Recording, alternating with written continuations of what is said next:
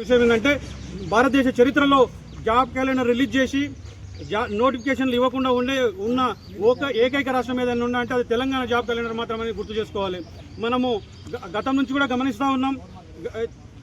దాదాపు 2 లక్షల 1 ఇయర్ సంవత్సరం లోపలే 2 లక్షల ఉద్యోగాలు ఇస్తానని చెప్పేసి దాదాపు తెలంగాణలో ఉన్నటువంటి అందరినీ కూడా తెలంగాణ నిరుద్యోగులందరూ కూడా మోసం చేసినటువంటి పరిస్థితి మనకు కనబడతా ఉంది.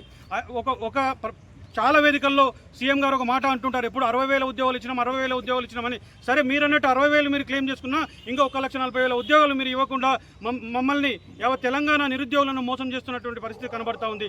మీరు 40 లక్షల కుటుంబాలని 40 లక్షల ఉద్యోగులని మోసం చేసి మీరు రేపు మళ్ళీ గద్దెనెక్కుదాం అనుకున్నారేమో. ఎట్టి పరిస్థితుల్లో గద్దెనెక్కము.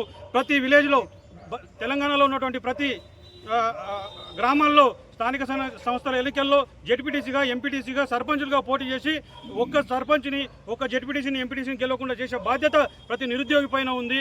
ఈ కాంగ్రెస్ ప్రభుత్వానికి మనని నట్టేట ముంచిన ఈ కాంగ్రెస్ ప్రభుత్వానికి బుద్ధి చెప్పాల్సిన అవసరం ఉంది.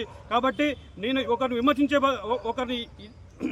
విమర్శించే బదులు ముందు మనకు మనం ఆత్మవిమర్శ చేసుకుందాం. నిరుద్యోగులారా, మనల్ని మోసం చేసిన ఈ కాంగ్రెస్ పార్టీని తప్పకుండా బొందబెట్టాల్సిన అవసరం మనందరిపైన ఉంది. దీనికి మనం అందరం కూడా నడుము కట్టాల్సిన అవసరం ఉంది. ఈ రోజుతో పోయలేదు.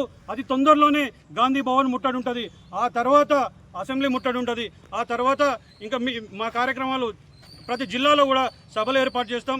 ఈ రకంగా మా కార్యక్రమాలను ముందుకు తీసుకెళ్ళి ప్రతి నిరుద్యోగి మేల్కొనే విధంగా ప్రతి గ్రామంలో ఉన్న నిరుద్యోగం మేల్కొనే విధంగా మేము ఇప్పుడు కృషి చేస్తూ ఉన్నాం. ఇదే రకంగా మాకు కనుక నోటిఫికేషన్లు ఇవ్వకుండా తాత్సారం చేస్తే రాబో కాలంలో వచ్చే ఎలక్షన్లో కనీసం డిపాజిట్లు కూడా లేకుండా ప్రతి ఎమ్మెల్యే క్యాండిడేట్ డిపాజిట్లు లేకుండా ఓడగొట్టేందుకు మేమందరం కూడా కృషి చేస్తామని చెప్తూ ముగిస్తున్నాం.